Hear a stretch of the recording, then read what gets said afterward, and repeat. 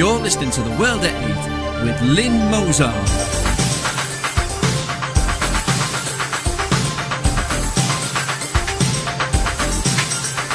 The World at 8, the number one in nationalist news. Highlights of the news today, Wednesday the 18th of September 2013. Sober up in drunk tank and pay £400 to leave. Scotland, Wayne Stillwell jailed for mosque bacon attack. Police officer having sex on duty is like taking a tea break. EU funding cuts to hit Portugal's poorest. Greece, Athens houses lose half value in 5 years. Marine Le Pen backs European election alliance with Wilders. Russians have sex holiday and hope for a car. Syria hands Russia proof of rebel chemical weapons use. As world watches Syria, Egypt launches major campaign against jihadists in Sinai. Thought for the day, is Islam Europe's end of days? And finally, talons or talons? I would like to extend the thanks of all at Radio Britain for the continued support and articles from our man in France, and welcome an addition to the RB family, that of our man in the UK Foreign Office, who is helping us as well. Without Amna Kafar we wouldn't be able to bring you the varied news we have, as he has contributed to us through thick and thin. UK news. Sober up in drunk tank and pay £400 to leave. Drunks who are a blight in our towns and cities may be held overnight in privately run drunk tanks and charged up to £400 under police leaders' proposals. The proposal is backed by a number of police and crime commissioners, believing a commercially run initiative would act as an extra deterrent to excessive drinking and would help lessen the cost of policing drunkards. Adrian Lee, the Chief Constable of Northamptonshire, said, "I don't see why the police service or the health service should pick up the duty of care for someone who has chosen to go out and get so drunk that they cannot look after themselves. So why don't we take them to a drunk cell owned by a commercial company and get the commercial company to look after them during the night until they are sober. When that is over, we will then issue them with a fixed penalty, and the company will be able to charge them for their care, which would be at quite a significant cost and might be a significant deterrent." The Telegraph reports it is estimated that it costs between £300 and £400 a night to hold someone in a police cell, more than a night in the Ritz Hotel, while police can issue a fine of up to £80 for an offence of drunk and disorderly. World at 8. It sounds very much like a common sense proposal. Scotland, Wayne Stillwell jailed for mosque bacon attack. A man who threw bacon into an Edinburgh mosque has been jailed for 10 months. Wayne Stillwell, 25, was caught on security cameras attaching the bacon to the handles of the main door at Edinburgh's central mosque. He then threw the bacon inside the building, knowing Muslims regard pork as unclean. At Edinburgh Sheriff Court earlier, he pled guilty to causing a breach of the peace. His lawyer said Stillwell was sorry for his crime. Sheriff Gordon Liddell said his actions had been grossly offensive and jailed him for 10 months. World at 8 states, "No, a herd of lovely piggies would have been grossly offensive and justified. It just shows how prison sentences are for one crime and not other more serious crimes. It all depends on how racist the magistrates are, doesn't it?" Police officer having sex on duty is like taking a tea break. An armed policeman who had sex on duty with a loaded gun in a holster attached to his belt has kept his job after a tribunal concluded it was similar to an officer taking a break to buy a cup of tea. PC Sean Jenkins, 36, was on patrol with Gwent Police in 2010 when he picked up another man's wife for a 40-minute tryst. He took his mistress back to his home in Caerphilly, South Wales, while a colleague waited outside. But a report into his conduct found the act did not pose a risk to public safety because he could have been back within a minute or two. World at 8 comments, Fail to see the cup of tea scenario, however. Talk about spending time on the job, not. He should have had a fine. This is worse than bacon in a mosque, isn't it? It doesn't set police standards very high, does it? European news. EU funding cuts to hit Portugal's poorest. Portugal may lose out on €20 million in annual EU food aid aimed to help feed the poorest, reports Reuters. The EU fund is set to replace another which has earmarked fewer resources for EU food programmes. Unlike other member states, Portugal has made preparations to replace the funding shortfall. Greece. Athens houses lose half value in 5 years. The economic crisis and extremely sluggish demand in the Greek real estate market have resulted in house prices nosediving by more than 50% since 2008, Daily Kathimerini reports, quoting experts. While there are plenty of great bargains to be found all around the Greek capital, funding real estate purchases is where the real problem lies, as banks have all but given up on issuing new mortgages, even in cases when a house is clearly a bargain. In most cases, meanwhile, asking prices are below the rate used by tax authorities, known as the objective value, meaning that buyers would be taxed on the estimated rather than the actual value of the purchase. Marine Le Pen backs European election alliance with Wilders. French nationalist politician Marine Le Pen is interested in forging a joint campaign for next year's European elections with Geert Wilders, leader of the anti-immigration PVV. Le Pen said in an interview with the NRC on Saturday that she could see merit in such a campaign. It is important that voters see we are not alone and that there are similar patriotic movements in every EU country, she said. Le Pen said she and Wilders differ in their approach to Islam. I am against the visibility of Islam in society. We have a tradition of a strict division between church and state, so I think religious symbolism has no place in the street. But I have nothing against Islam per se. Wilders regards Islam as a backward religion and has likened the Koran to Hitler's Mein Kampf. World news. Russians have sex holiday and hope for a car. The Russians are addressing their declining demographics by having a special holiday, take off for the work to have sex day. If a baby is produced 9 months from an official holiday, the couple receives a car. It takes 2.1 babies per family in order to replace a dying population. Most European nations are way below this statistic, thus committing self-suicide. Whether they are not having babies for economic reasons, selfishness, increase in cheap and readily available abortions, depraved lifestyles, lack of housing, lack of jobs, high unemployment encouraged by a generous welfare state, or education, the problem is that most Europeans are self-destroying through attrition, fast replaced by North Africans and Middle Easterners who do have lots of babies per family. World-A-Date comments. Pity my better half and I could do with a new car, but of course if I produced anything it could be classed as a miracle or the second coming, whatever. But I still like the sound of a new car. Syria hands Russia proof of rebel chemicals weapons use. Russian Deputy FM rejects UN chemical inspector's report as politicised, biased and one-sided. A Russian official has claimed to have received evidence of the use of chemical weapons by Syrian rebels and dismissed a UN report suggesting the Syrian regime used poison gas as unreliable. Deputy Russian Foreign Minister Sergei Rybakov also slammed a UN report on an August the 21st chemical weapons attack in the Syrian capital Damascus, which killed over 1,000 people, as politicised and one-sided.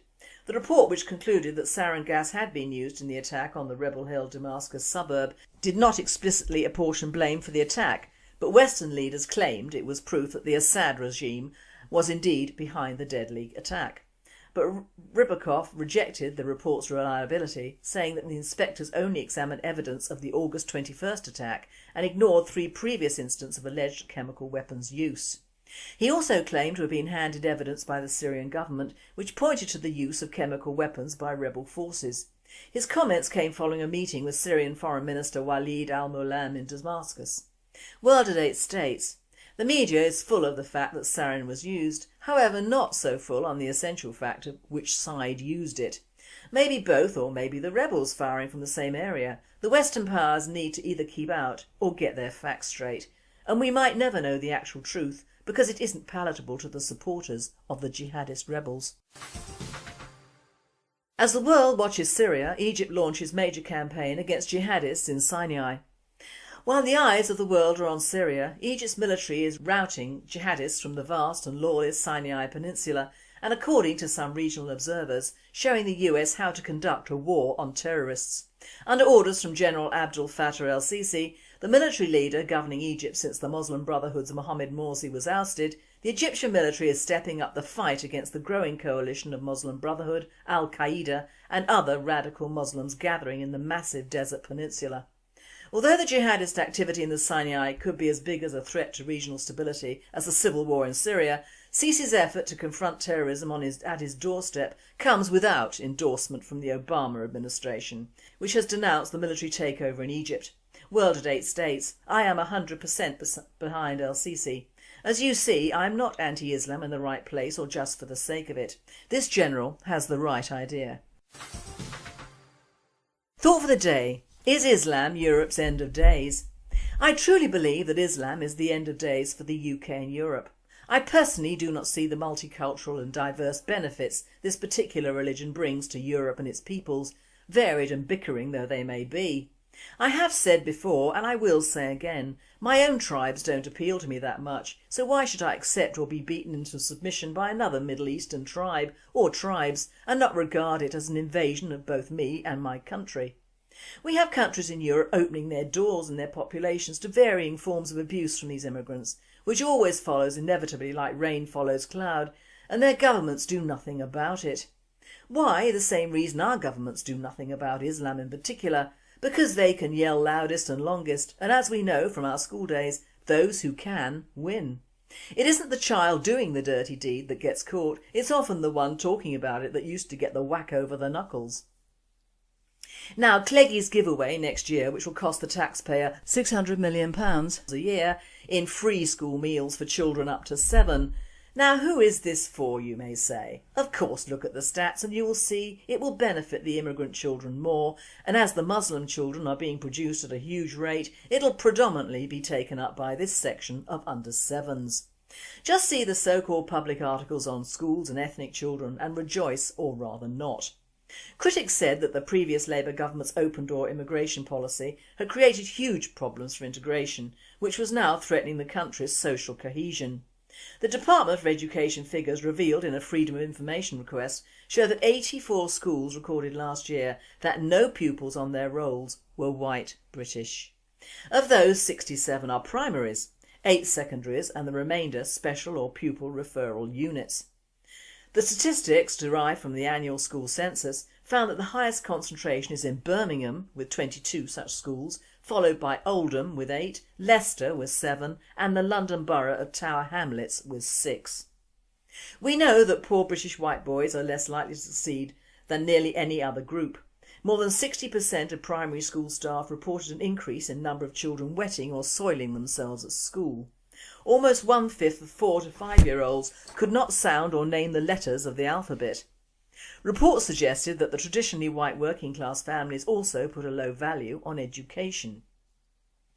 What this report doesn't say is that poor British boys are ignored in schools, especially if there's a high immigrant influx, because they have to teach the newcomers some sort of English on arrival, as most do not and will not speak English as their mother tongue. The increase in untrained children is a direct result of both immigrant mothers and white mothers having to work and having children in social childcare. They don't train, they just mop them up. Most 4-year-olds are foreign and of course don't speak the Western alphabet, and white working class families are no more. There is no working class. We are all working class, as we all have to work. But for generations in this country, boys and girls were put to work for money for their families to survive. So no, education was not top priority then, and also it had to be paid for. Our immigrants walk into a fully funded and free education system, or else they wouldn't come here. Not content with taking over our education system with their protests about veils, the wearing or non-wearing of, and halal food being served to all school pupils regardless of their religion, and the sheer numbers of Muslim children taking up places originally designed for English and British children, and I'm sorry, but a Muslim is not British in any sense of the word.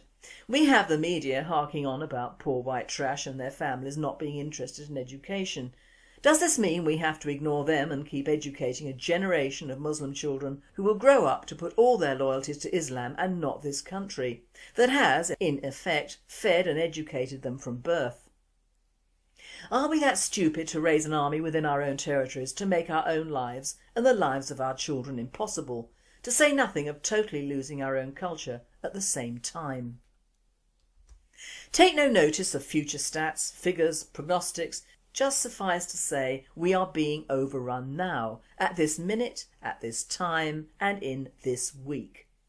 All of our adopted laws, including that of the Human Rights Brigade, are made specifically to rob us, you and I, of any hope of obtaining well-paid suitable jobs, a proper national health service and attention, a good and sound British education for our children, a pass to an Islamic free university and buying a property that isn't within the sound of a mosque or within harassment distance of a ghetto or community.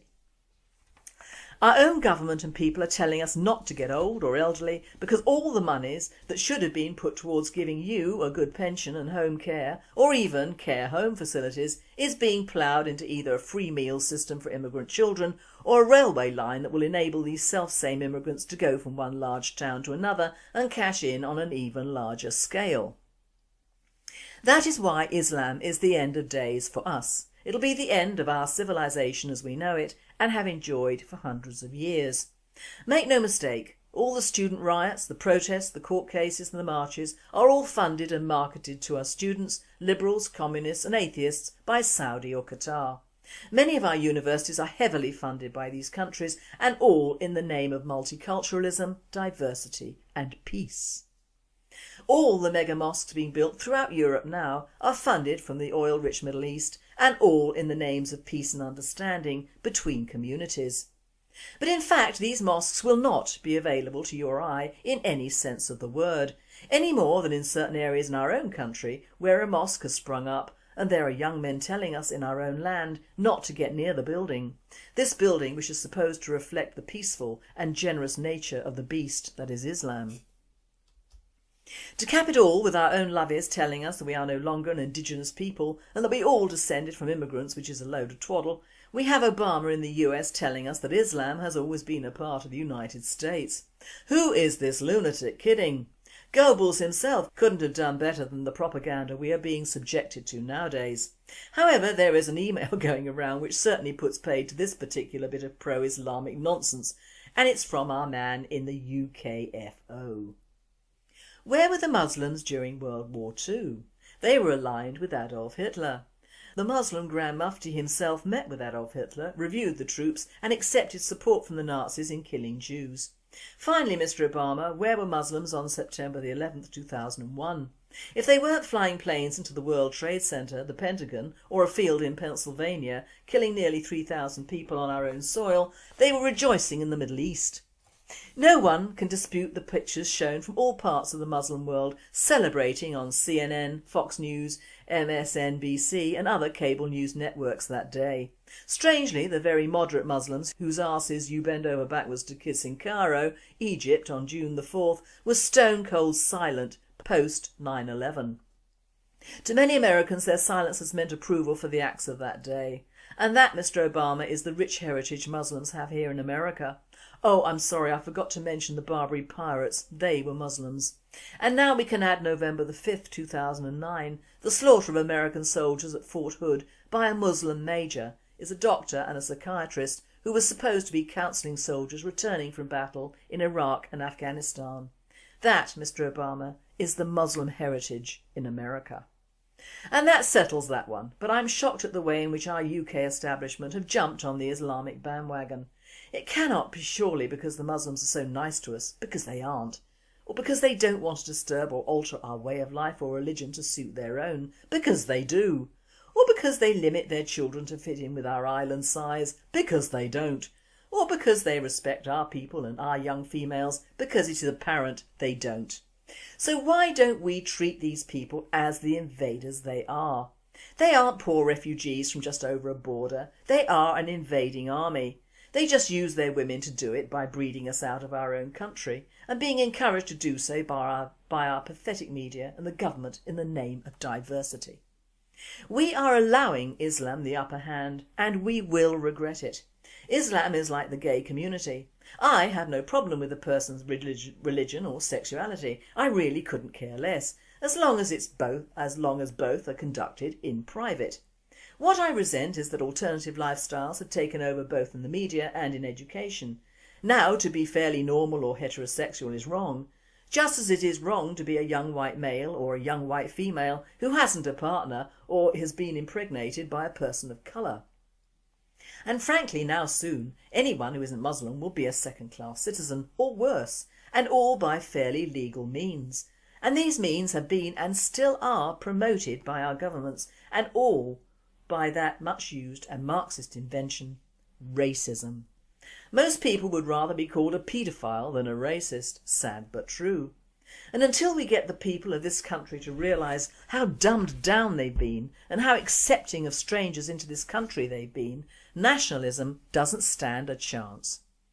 Do you think that sometime in the future, when we are forbidden to go into areas of our towns and cities, when we are forced to buy and eat strange foods, when our children are speaking a foreign language and believing in a foreign god, when our girl children are summarily aborted, when we are sterilised or forbidden over a certain number of children, when our history is no longer and our future is even more terrible, when we are forced to wear the mark of the beast, who do you think will help us? The EU, the UN, NATO or the rest of Europe? No. They will all be under Islam. There will be no hope once we have crossed the Rubicon, and our end of days will be upon us. And we will have contributed to make it so. The end is not nigh. It can be avoided and even stopped, but it will take affirmative action, and take a massive amount of people to do so. We can't rely on any government to help us because it won't pay them to do so, and the world is ruled by mammon and oil. Once more it'll be down to us racists to defeat Islam, and then history will rewrite itself for the better. And finally, talons or talons? Christine the Duchess Walton has retained the Guinness World Record for the longest fingernails, an accolade she has held since 2011. The 46-year-old singer, who goes by the stage name The Duchess, has not cut her fingernails since 1990. The gold-painted talons hang at 11 foot on the left hand and 10 foot on the right side. The mother of 4 from Las Vegas insists her long curling nails are not expensive to maintain. Well, actually maintenance I do it myself, so it doesn't really cost me anything. I make my own polish, I put in a little extra nail polish remover, it makes them dry faster. She added I file them every 3 months down to the fingernail and put another layer of acrylic on. Miss Walton was originally surprised at being approached for the record, but soon warmed to the idea, saying, "I want to be remembered for something great." This presenter says she certainly will. She's a lady of colour with a blonde wig and 11-foot nails. Well, great work if you can get it, and I'm sure America will be so glad she's managed to produce 4 more like herself to carry on the great tradition. You've been listening to The World at 8. I am Lynn Mozart, and I wish you all a very good night. In privately run drunk tanks and charged up to £400 under police leaders' proposals. The proposal is backed by a number of police and crime commissioners, believing a commercially run initiative would act as an extra deterrent to excessive drinking and would help lessen the cost of policing drunkards. Adrian Lee, the Chief Constable of Northamptonshire, said, "I don't see why the police service or the health service should pick up the duty of care for someone who has chosen to go out and get so drunk that they cannot look after themselves.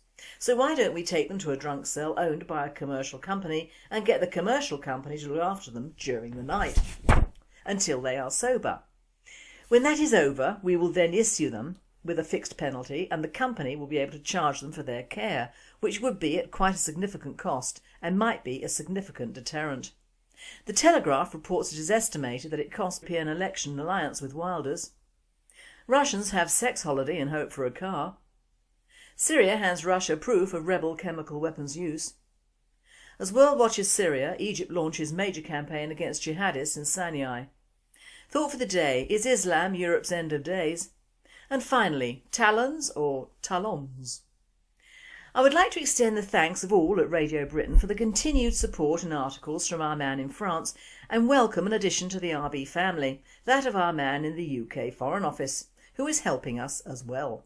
Without Amna Kafar we wouldn't be able to bring you the varied news we have, as he has contributed to us through thick and thin. UK news: sober up in drunk tank and pay £400 to leave. Drunks who are a blight in our towns and cities may be held overnight between £300 and £400 a night to hold someone in a police cell, more than a night in the Ritz Hotel, while police can issue a fine of up to £80 for an offence of drunk and disorderly. World at 8. It sounds very much like a common sense proposal. Scotland: Wayne Stillwell jailed for mosque bacon attack. A man who threw bacon into an Edinburgh mosque has been jailed for 10 months. Wayne Stillwell, 25, was caught on security cameras attaching the bacon to the handles of the main door at Edinburgh's Central Mosque. He then threw the bacon inside the building, knowing Muslims regard pork as unclean. At Edinburgh Sheriff Court earlier, he pled guilty to causing a breach of the peace. His lawyer said Stillwell was sorry for his crime. Sheriff Gordon Liddell said his actions had been grossly offensive and jailed him for 10 months. World at 8 states, no, a herd of lovely piggies would have been grossly offensive and justified. It just shows how prison sentences are for one crime and not other more serious crimes. It all depends on how racist the magistrates are, doesn't it? Police officer having sex on duty is like taking a tea break.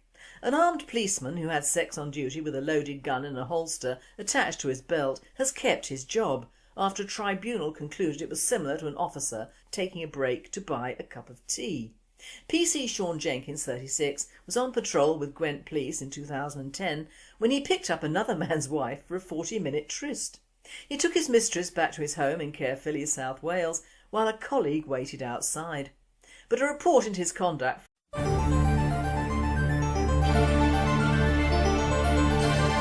You're listening to The World at 8 with Lynn Mozart.